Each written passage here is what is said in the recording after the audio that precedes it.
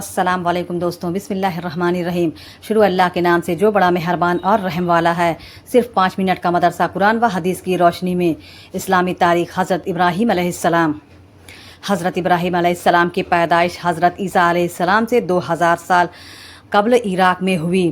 وہ ایک عظیم پیغمبر اور ہادی و رہنما تھے۔ قرآن کریم میں 69 جگہ ان کا تذکرہ آیا ہے اور مکی و مدنی دینوں طرح کی صورتوں میں انہیں دین حنیفی کا داعی حضرت اسماعیل علیہ السلام کے والد محترم، عرب کے جد امجد، بیت اللہ شریف کی تعمیر کرنے والا اور عرب قوم کا ہادی و پیغمبر بتایا گیا ہے۔ اللہ تعالیٰ نے انہیں خاص رحمت و برکت اور فضیلت سے نوازا تھا۔ ان کے بعد آنے والے سارے انبیاء انہی کی نسل میں پیدا ہوئے، اسی وجہ سے وہ ابو الانبیاء کے لقب سے مشہور ہیں۔ اللہ تعالیٰ نے نبوت و رسالت کے ساتھ مال و دولت بھی عطا کیا تھا۔ سخاوت و دریا دلی اور مہمان نوازی میں بہت مشہور تھے۔ اس کے ساتھ ہی صبر و تحمل، اللہ تعالیٰ کی ذات پر مکمل اعتماد و بھروسہ اور لوگوں پر شفقت و مہربانی ان کی خاص صفت تھی۔ حضور کا معجزہ ابو طالب کا صحت یاب ہونا۔ ان کی عیادت کے لیے گئے، ابو طالب نے عافیت بخشے تو آپ صلی اللہ علیہ وسلم نے دعا فرمائی۔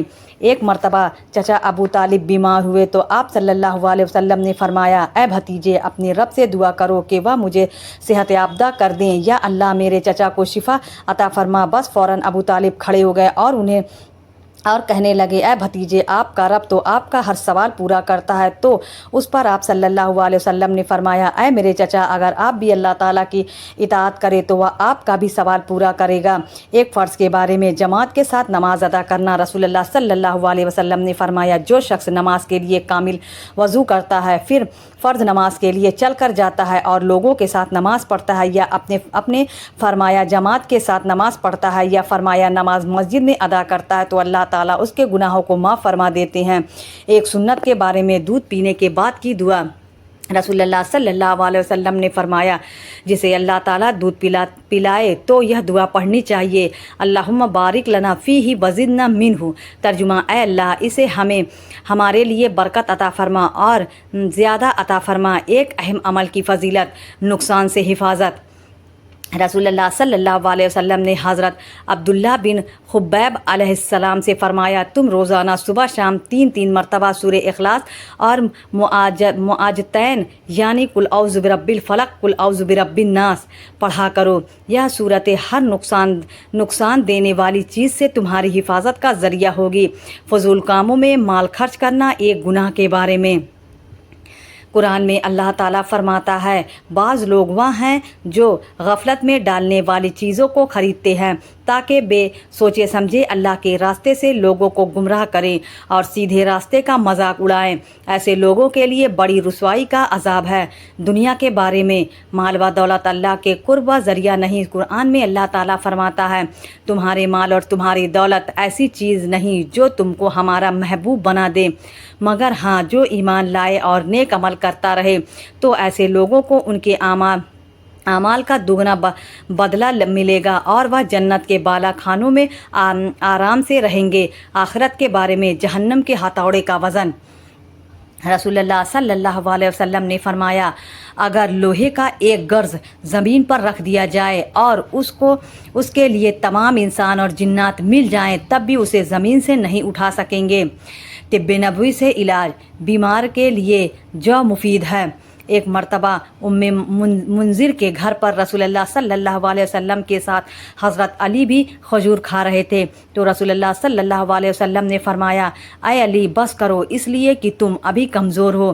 ام منذر کا بیان ہے کہ میں نے ان کے لیے چقندر اور جو کا کھانا تیار کیا، تو رسول اللہ صلی اللہ علیہ وسلم نے حضرت علی رضی اللہ تعالیٰ عنہ سے فرمایا، اے علی، اس کو کھاؤ، اس لیے کہ یہ تمہارے لیے مفید ترین ہے۔ فائدہ، چقندر اور جو بیمار آدمی کے لیے بہت مفید ہے۔ چقندر خون کو صاف کرتا ہے اور جو کمزوری کو دور کرتا ہے۔ نبی کی نصیحت، رسول اللہ صلی اللہ علیہ وسلم نے فرمایا، اگر تم پر کسی ناک، کان کٹے ہوئے گلے غلام کو بھی امیر بنا دیا جائے جو تمہیں اللہ تعالیٰ کی کتاب کے ذریعے اللہ تعالیٰ کے حکم کے مطابق چلائے تو تم اس کا حکم سنو اور مانو۔ اسلامی تاریخ حضرت ابراہیم علیہ السلام کی قوم کی حالات۔ حضرت ابراہیم علیہ السلام نے جس خاندان اور ماحول میں آنکھیں کھولی اس میں شرک و بت پرستی اور جلالت و گمراہی بالکل عام تھی۔ سارے لوگ بتوں کی پوجا کرتے اور چاند سورج اور ستاروں کو اپنی حاجت و ضرورت پوری کرنے کا ذریعہ سمجھتے۔ ہر ایک نے اللہ تعالیٰ کی طاقت و قدرت اور وحانیت کو بھول کر بے شمار چیزوں کو اپنا معبود بنا لیا تھا۔ خود حضرت ابراہیم علیہ السلام کے والد آزار اپنی قوم کے مختلف قبیلوں کے لیے لڑکیوں کے بت بناتے اور لوگوں کے ہاتھوں فروخت کرتے تھے اور پھر لوگ اس کی پوجا کرتے تھے، یہاں تک کہ آزار خود اپنے ہاتھوں سے بنائے ہوئے بتوں کی پوجا کرتے اور ان سے عقیدت و محبت کا اظہار کرتے تھے۔ ایسی جہالت اور گمراہی اور حقہ و صداقت سے محروم ماحول میں حضرت ابراہیم علیہ السلام نے توحید کی آواز لگائی اور لوگوں کو سمجھایا، مگر کسی نے آپ کی دعوت کو تسلیم نہیں کیا اور سختی کے ساتھ مخالفت کرنے لگے۔ اللہ کی قدرت زبانوں کا مخالف ہونا۔ اللہ تعالیٰ نے دنیا میں بے شمار قوموں کو پیدا فرمایا جن کی زبان ایک دوسرے سے الگ ہے۔ کسی کی زبان عربی ہے، کسی کی فارسی، کسی کی انگریزی ہے تو کسی کی اردو اور ہندی، جبکہ ایک قسم کے جانور اور پرندوں کی بولی ایک ہوتی ہے، لیکن انسانی قوموں کی بولیاں بالکل مختلف ہیں۔ بلکہ انسانوں میں سے ہی مردوں، عورتوں اور لڑکے لڑکیوں کی آواز بھی ایک دوسرے سے جدا ہوتی ہے، حالانکہ سب کی زبان، ہونٹ، تالو، حلق وغیرہ ایک ہی طرح کے ہیں۔ اس کے باوجود انسانوں کی زبان، آواز اور لب و لہجے کا مخالفت ہونا اللہ کی عظیم قدرت ہے۔ ایک فرض کے بارے میں قرآن مجید پر ایمان لانا۔ قرآن میں اللہ تعالیٰ فرماتا ہے، اے ایمان والو، اللہ کی ذات، اس کے رسول اور اس کی کتاب پر ایمان لاؤ جس کو اللہ نے اپنے رسول پر نازل فرمایا ہے اور ان کتابوں پر بھی جو ان سے پہلے نازل کی جا چکی ہے۔ خلاصہ، قرآن کریم کو اللہ تعالیٰ کی اتاری ہوئی کتاب سمجھنا اور اس کے حرف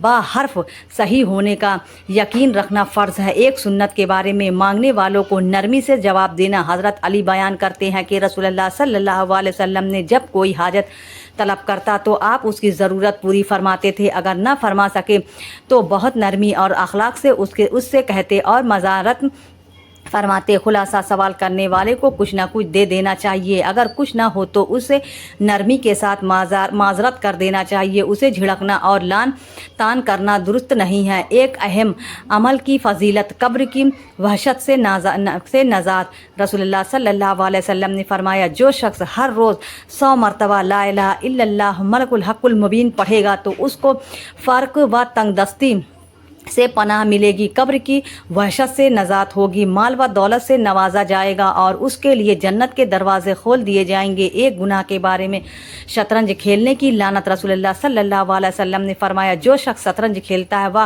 گویا اپنا ہاتھ خنزیر کے گوشت اور خون میں رنگتا ہے۔ دنیا کے بارے میں، دنیا کا فائدہ وقتی ہے۔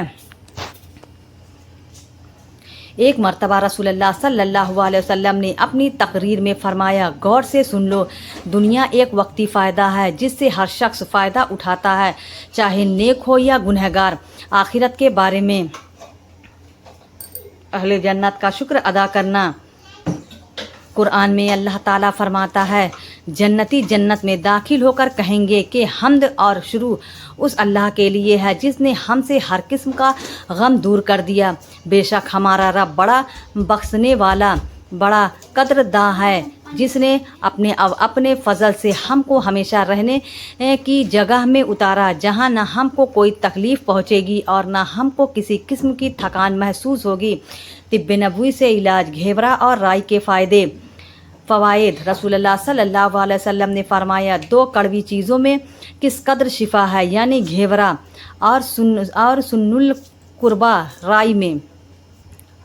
نوٹ: گھیورا چہرے پر لگانے سے اس کو نکھارتا ہے، جلد کی خشکی دور کرتا ہے، سر پر لگانے سے بال اگاتا ہے، جلے اور کٹے پر ہوئے نشانات کو دور کرتا ہے۔ اس کے استعمال کرنے سے شوگر کے مریض کو عافیت ہوتی ہے اور رائی کا تیل دماغ کو قوت بخشتا ہے، مالش کرنے سے جسم میں چستی پیدا کرتا ہے۔ قرآن کی نصیحت۔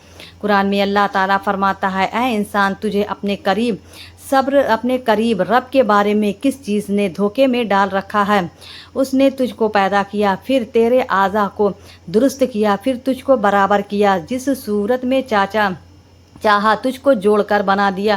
پیارے اسلامی بھائیوں، اگر آپ کو ویڈیو پسند آئے تو ویڈیو کو لائک ضرور کریں، اور ہمارے چینل کو ابھی تک سبسکرائب نہیں کیا تو سبسکرائب کر